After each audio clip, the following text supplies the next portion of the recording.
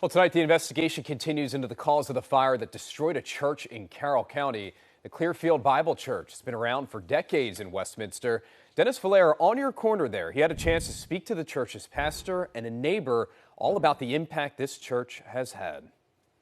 Investigators say the fire likely started in the church's attic, but it's still unclear exactly how it sparked.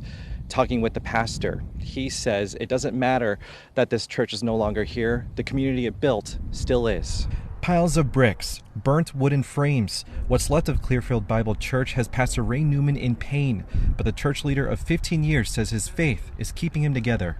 My heart is fixed on the Lord and the joy I've received from Him. And I think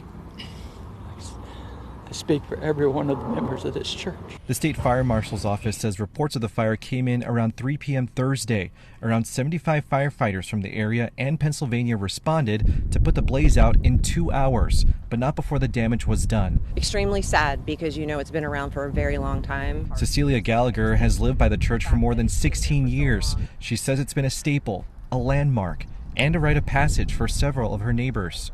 My neighbor who lives on the bottom of our property said, well, I went to preschool there, and she's probably close to my age, as well as some of her children. A church volunteer who was in the basement at the time of the fire got out safely. Pastor Newman is grateful no one died in this. We have lost brick and mortar and wood.